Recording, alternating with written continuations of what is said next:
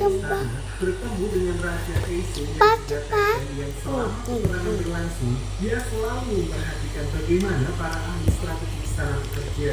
Oleh karena itu, Tete kemudian memutuskan kalau selanjutnya dia akan ikut ke dalam medan pertempuran sama seperti Sim, namun bukan sebagai prajurit, melainkan sebagai seorang ahli strategi yang akan bertarung dengan otaknya.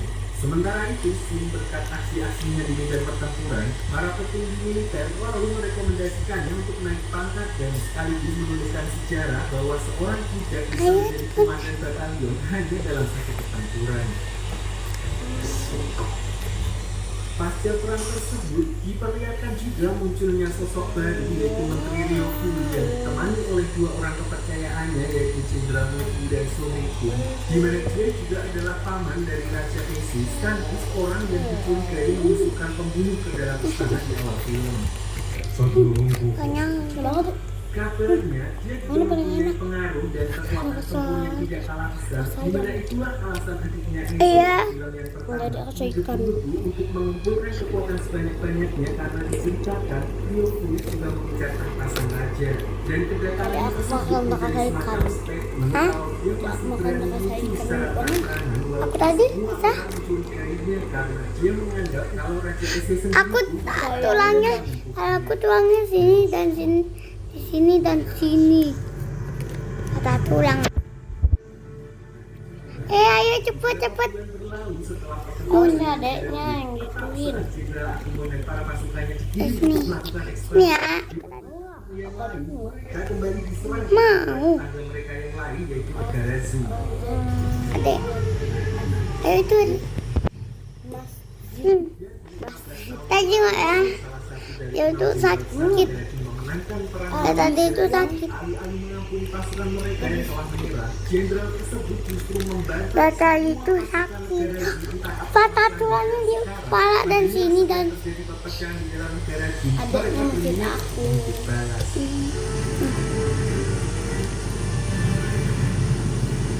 Karena serangan itu bisa dibilang sangat mendadak dan tidak mungkin memanggil pasukan Jenderal Akumon, Raja Ace terpaksa memanggil Menteri Ryoku dan orang-orang kepercayaannya untuk membantunya mengatasi serangan Garazu.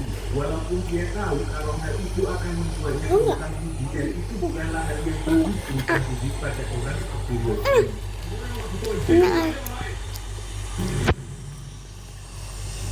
Di sini, Menteri Ryoku lalu menyarankan agar mereka segera membentuk pasukan darurat dan meminta Raja Ace menunjuk Mobu sebagai panglima perang dan memimpin pasukan Garazu di medan pertempuran. Kasihan loh adiknya belum ganti baju. Itu kurang efisien karena menurutnya keahlian Mobu adalah untuk full menyerang atau Di kamar kamu. Cepat, bobo lah. sementara kondisi Kamu ganti baju dulu ya. Ganti baju yuk. kalau hanya ada satu orang yang Bentar, coy. Tengok pandangannya Lama pula kalau pandangannya lewat bak. Luwes. ada apa banyak main. Sini. ternyata sebelumnya Somekun yang sudah tahu tersebut langsung berinisiatif menghubungi Jenderal Oki untuk memintanya turun gunung dan memimpin pertempuran melawan Garazu. Namun karena saat itu beliau tidak menjawab, maka sebagai alternatif Somekun membawa Mobu sebagai rencana dagangan kalau Sekarang kita bawa. Kamu takut? turun ke medan perang.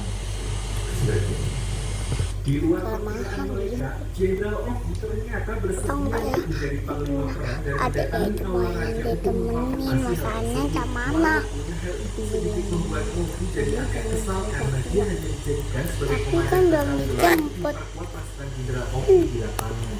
Om zombie kemana? Aduh, dia bobot sendirian. Jenderal Oki Sekarang aku ini pengen bantu gantung. ada di ruangan tersebut untuk keluar karena dia Bantu ah. mata dengan Raja Ganti baju. Garazu membutuhkannya untuk kembali memimpin di medan perang, maka permintaan Aku nggak tahu. datang Kan dia, dari sang raja. aku nggak tahu Dan seketika itu apa juga dia lagi semua orang sakit. pun pergi meninggalkan mereka berdua di sana. Tanya kok aja. Ternyata tujuan Jenderal Oki di sini adalah ingin memastikan kembali motivasi dan alasan dari Raja Eze yang sebelumnya mengakui ingin menyatukan seluruh wilayah di daratan utama yang kemudian dijawab oleh Raja Eze dengan enteng, yaitu untuk menepati janjinya kepada seseorang. Sedikit sejarah mengenai Raja Eze, di mana dulu saat kakeknya menjabat sebagai raja yang sangat hebat dengan memimpin 6 jenderal besar termasuk Oki, sempat terjadi gencatan senjata antara negara Jin dan Zhao, di mana ayahnya Eze ditahan di negara Zhao sebagai jaminan. Mana dia nih Di negara Zhao itulah Eze lahir dan tumbuh bersama sang ayah. Adek. Sampai pada suatu saat ayahnya diselamatkan oleh Ryoki dan saya. Adik. Sementara Eze harus tinggal dan bertahan seorang diri di negara tersebut. Kayaknya adiknya keluar dari game deh. Selama bertahun-tahun, Eze tumbuh besar dengan hidup luntang lantung sebagai musuh dari semua orang Luntang yang bisa oleh warga di sana. Hingga pada suatu hari muncul seorang pedagang pasar Adik. yang menamakannya dan kemudian memberinya tempat untuk berlindung. Kayaknya dia. Singkat cerita, setelah bertahun-tahun terlantar di negara Kayaknya adiknya di bawah. raja dari negara Jin tiba-tiba meninggal di mana ayahnya ditunjuk sebagai raja yang Astagfirullah. itu. Artinya kini Eze menjadi putra mahkota di mana akhirnya negara Jin mengirim seorang mata-mata untuk membawanya kembali. Gak ada coy adiknya. Atau di bawah lagi coba. Jatuh deh tadi. Di sini Jatuh kemana? memutuskan untuk membantu Dia Eze tidak kepada dari negaranya pakai dengan memanfaatkan skill penyelundupan bawa di mana awalnya bawa mereka darah dapat dia melakukan bawa. semua penjagaan Terus dia itu di mana? dan terakhir seorang Terus penjaga tiba-tiba tadi kan aku membentuk tempat tadi tersebut kan kamu hanya kamu karena kan iseng datang. yang mana panah tersebut Nah, melukai terus tangan Eze. aku lihat kakaknya jatuh. Dia kecil lagi dia turun dari tangan Walaupun jatuh. begitu, Dan dia Eze masih tetap tenang tanpa ekspresi sama sekali. Mana tangga adik sih tangga? Ternyata setelah ditinggal oleh ayah, Mana tangga? Oh aku tahu. bisa lagi merasakan rasa Berarti itu adikku nih. Kamu ya sembunyi rata dia, sembunyi. gimana? Sembunyi aku nggak tahu sembunyi di mana. sayangnya saat itu juga pasukan Kali dia itu. menyadari Ayo. Eze, di mana mereka mengirim pasukan untuk Kan dia dan hal itu. membuat rencana Eze tidak berjalan Iya, lancar bet. karena Om mandu dulu sini. harus mengorbankan nyawa mereka demi membawa Nah, batasan hingga Cah, Kamar belum gitu. udah. pun dari negara Cina. Mandi lah. Put. Mandi. Bukan. Mandi. Ayo cepet. Kita pengen jalan.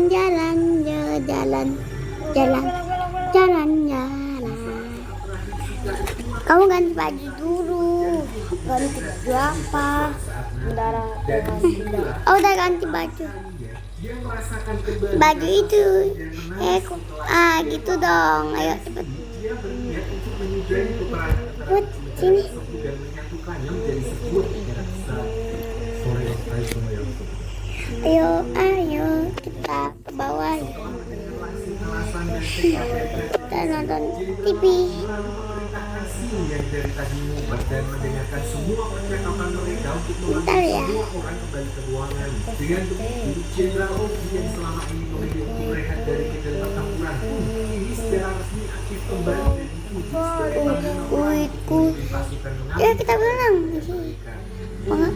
Kita jadi berotot aja ya. Tidak hanya itu, Sin yang saat ini menjadi muridnya juga ditunjuk menjadi komandan unit berkekuatan 100 orang, lumayan. Tapi mereka Yuk, justru mempunyai tugas ke khusus bawah. dan berada langsung Ke di bawah. bawah Jenderal Oki. Di sini Sin juga kembali memanggil Kyokai. Tadi naik keluar pengen hujan. Malam harinya sebelum penyerangan, Sin menyempatkan diri Bentar ya adek. sama Kyokai Oh, sayang. Sin masih kalah Pada ya. melawannya yang notabene memang Adek. berasal dari klan pembunuh. Sehingga muncullah pertanyaan dari mana Adek hilang lah. lalu menjelaskan kalau Oke Klan deh. mempunyai ritual yaitu tarian untuk berkomunikasi dengan para dewa yang Eh, kemudian diwariskan sini. secara temurun yang bernama Jangan ya. dan yang mana membuat pemakai Jalan. pasukan dan akan bergerak dengan sendirinya. Ikut. Namun menurut Kuit, sejarah, kuit. Bisa maaf ya bang, kalau dari dari sekian banyak orang dengan kemampuan tersebut, yang paling mengerikan adalah orang-orang yang menganggap dirinya sebagai bingkisan dewa dan mereka dikenal dengan julukan Pusi alias dewa perang. Cuit.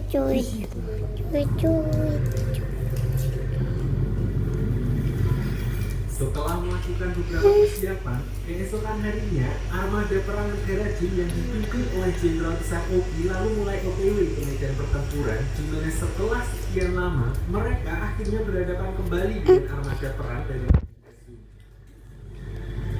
Oh, Zin, udah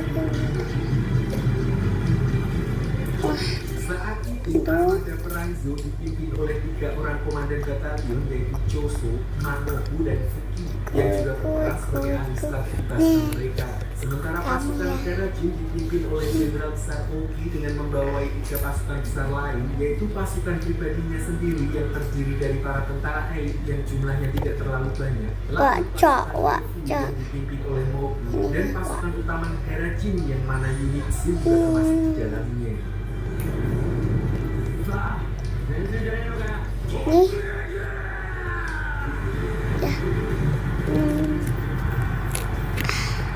Serangan gelombang pertama dilakukan oleh Mobu dan pasukannya yang langsung menyerang pasukan tengah musuh, di mana kekuatannya pun sampai terdengar hingga kejauhan. Oh, kamu langsung. Lalu disusul dengan pasukan elit di sebelah kiri yang melakukan serangan dari arah samping, sementara pasukan Zhao terlihat masih menahan serangan tersebut, di mana mereka membalas dengan mengerahkan pasukan dari sisi kanan yang dipimpin oleh komandan Mobu. Oke, benang.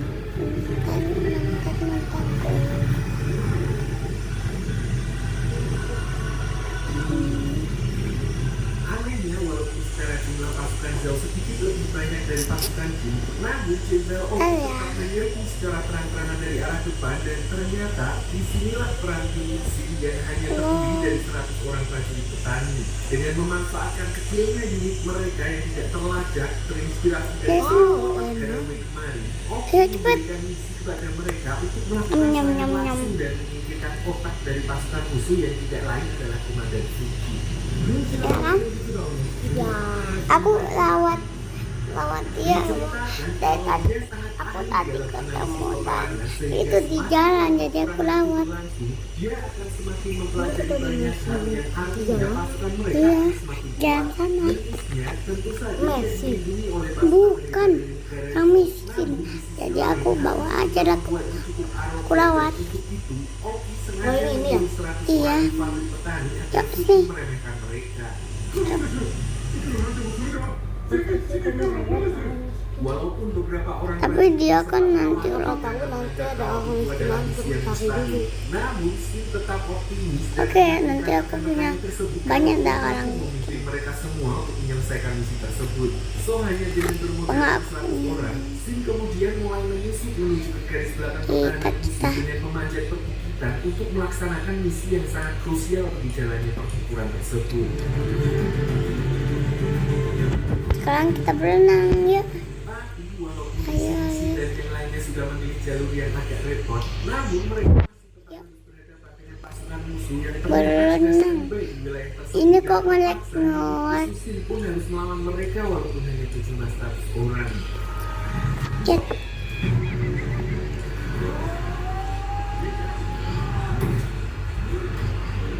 Kecet. Bagus juga. Lalu karena pasukan Ini nah di sini mau nggak? kondisi juga Sini ya. tidak menguntungkan, Pergi aja dia. dari unit Shin lalu mengusulkan untuk memecah tim menjadi dua. Wing.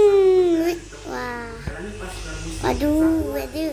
perjalanan karena lokasi komandan Fuki sudah sangat dekat yang berada di balik bukit tersebut. Mana adanya?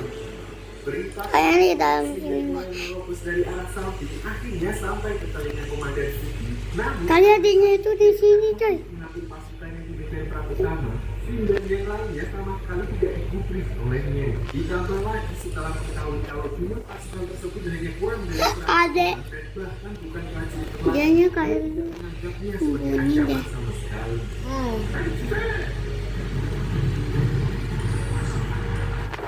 Adiknya itu.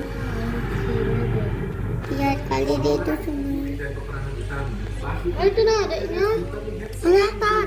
Nah, Adik. hingga pada suatu momen itu warna putih ya semua ya. dari garis depan. Bajunya putih ya dan celananya putih. Para prajurit negara Cina Enggak. semakin bersemangat dan maju lebih jauh lagi. Namun sayang, Dia kan celana putih dan baju putih. kalau itu adalah sebuah perangkap yang telah direncanakan oleh komandan suku untuk menghabisi mereka Bukan sebab putihnya. Balik, coba balik, coba balik. Naik mobil aku. Itu adik naik mobil. Di sisi lain, yang melihat kejadian itu dari atas bukit, kemudian memutuskan Itu apa? Adiknya. Ini apa? Astagfirullahaladzim adek. Dilakukan karena jika tidak, maka pasukan Jin yang posisinya tertekan akan semakin hancur dan membuat pasukan mereka Nggak akan mungkin berfokus mobilnya padanya. kelinci. So tanpa pikir panjang, Shin dan unitnya pun langsung lompat dan berlari sekuat tenaga ke arah Jenderal. Nging. Tambah full dulu. Fullnya harus 55 dong. Tambah. Walaupun dengan bersusah payah, semakin dekat dengan Komandan Fuki, tentu saja semakin banyak juga pasukan yang berusaha menghentikannya. Dan di sini Nging. akhirnya mulai memperhitungkan kemungkinan Shin yang dengan ajaibnya sampai ke titik itu. Saat itu juga Fuki sadar kalau sedari awal Fuki memang memancingnya untuk mengambil pasukan utama yang mana kalau itu benar berarti pasukan petani yang mengincarnya itu bukanlah pasukan sembarangan dan Ini rumah dia aku. langsung memutuskan untuk memundurkan pasukannya. Iya itu atasnya. Apa Ini ini? nah sofa biru tadi. Sofa. Iya sofa biru. Namun usaha Oh di sini. lambat karena Shin dan Udah Yuri di- telah berhasil menerobos penjagaan pasukannya dan tanpa dia sadari Kamu jangan apa? Kamu jangan ke sini. Kali dia itu ke sini ya.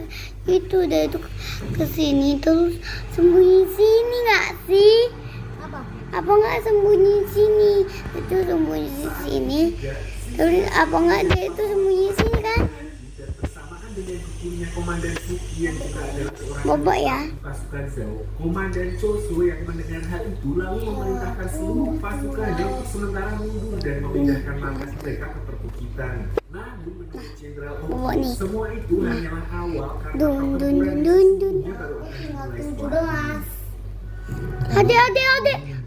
Oh itu dia.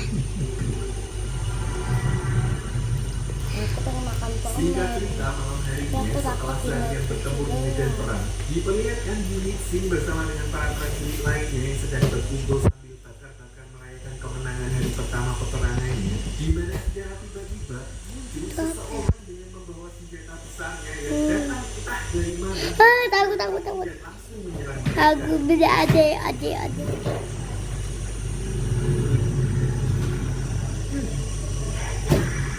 Walaupun Shin dan Kyokai tetap berusaha menghentikan orang tersebut, namun level kekuatan mereka terlihat jauh berada di bawahnya. Tolong. Sehingga kemudian Kita mereka jadi orang dirinya bernama Hoken, salah satu orang yang dijuluki sebagai Gusti alias dewa perang yang ditakuti enggak lah. oleh klan Kyokai. Tambahan.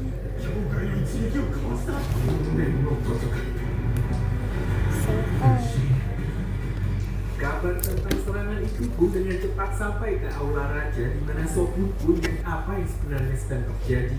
Jadi dulu salah satu dari 6 jenderal besar negara Jin bernama Kyo yang juga kekasih jenderal Oki sempat berduel dengan Hoken. Namun karena saat itu dia tidak mengetahui apa yang dilawannya, dia justru tewas di tangan Hoken.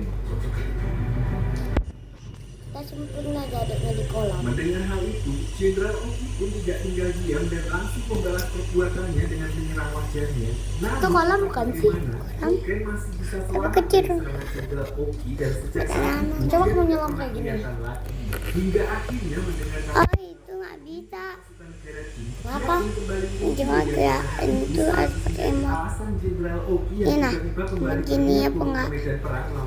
Kan bisa nyebur bongan lah.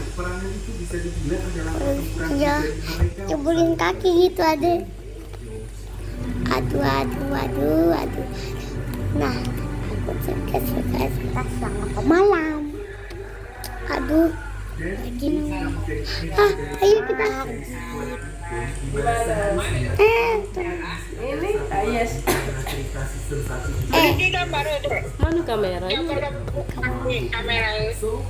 Kuda. Ada di dah. Ngapa dia biar ni? Nah. Ayas, Ayas. Yes, lihat dulu sebentar baru main game lagi. Ayo. Gemoy wah, macam tu lah nah. Pindah balik dulu Sundai. Lebaran kedua, Mbak Wan.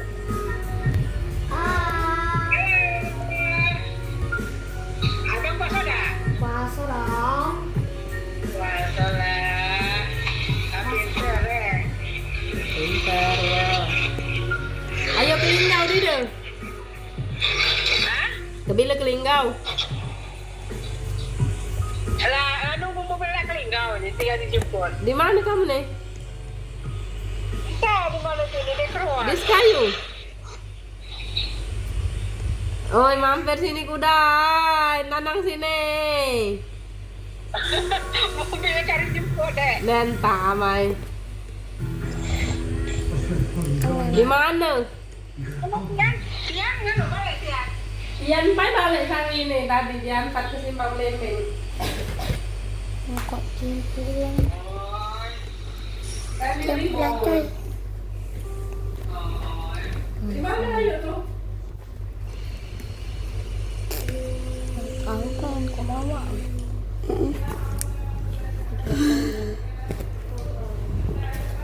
Tapi nggak ada yang nonton.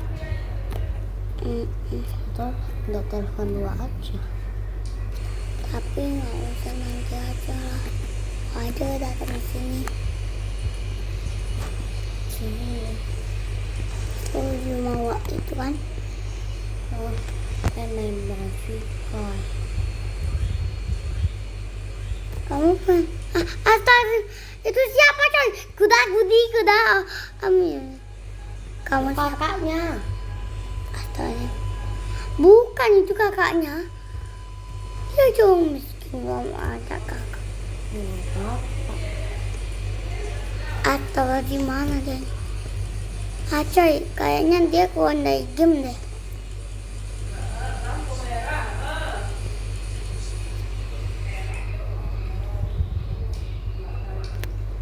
Kita cuma skipin dulu ya. Nanti ada juga. Ada kedip tuh.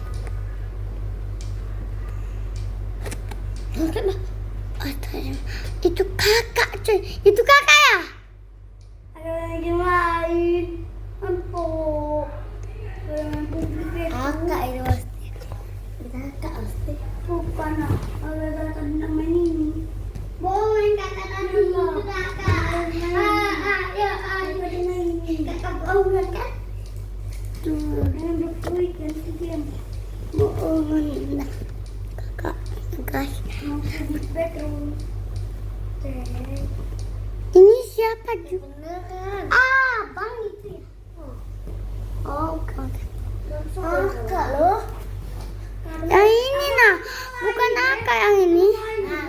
Yang ini kan bukan kakak, yang ini pakai topi kan bukan? Bukan. Keluarga cerita. Akhirnya teman pilih banyak. Siapa? Udah ke Indonesia lagi guys. Penerbangan. Awas aja ya.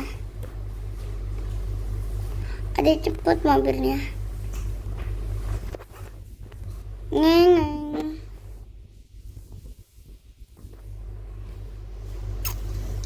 Udah kedi kena. Hati-hati kenapa nanti itu atau jemput.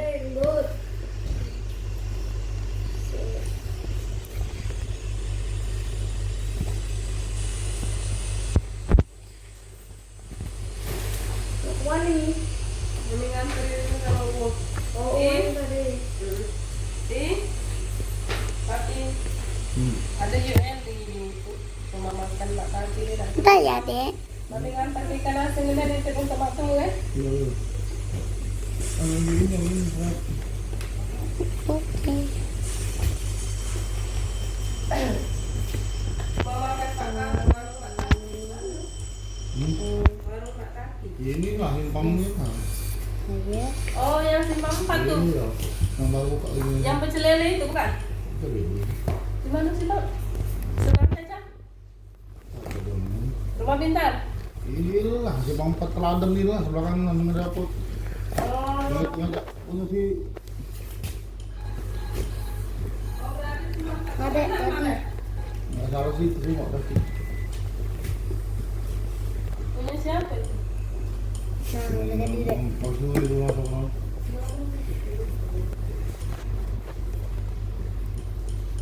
Oke.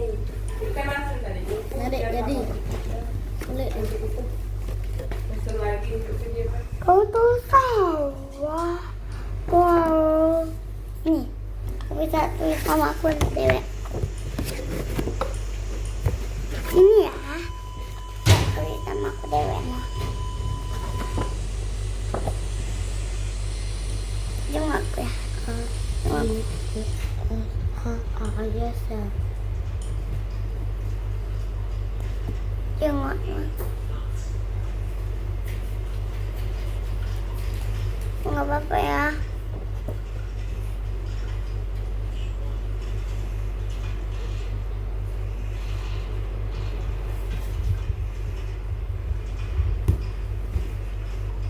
Ini nama aku. Ye. Iya, Pak. Bisa.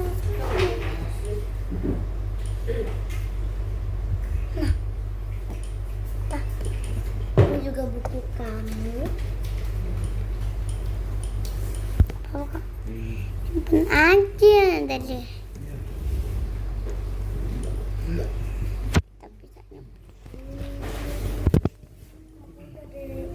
Tapi saya Ada yang ada pulang tidak kalau suara kami. Nanti yang mulai pulang nggak ada. Bang.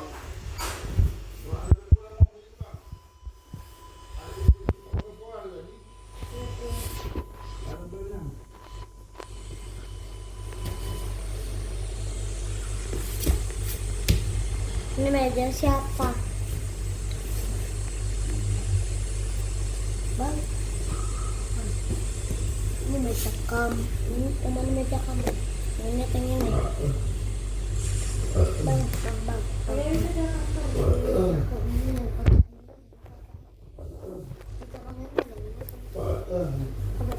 Meja kamu yang mana ini tuh itu?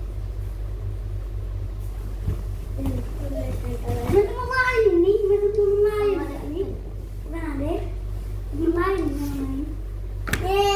Tadi adalah tadi kakak kan? Yo, lihat uangnya ditukar. Itu nah, tadi kakak menghilang sana kan? Udah ya, deh. Sekarang kita Ada. Ambil dulu iPad-nya. Ambil dulu, Dek.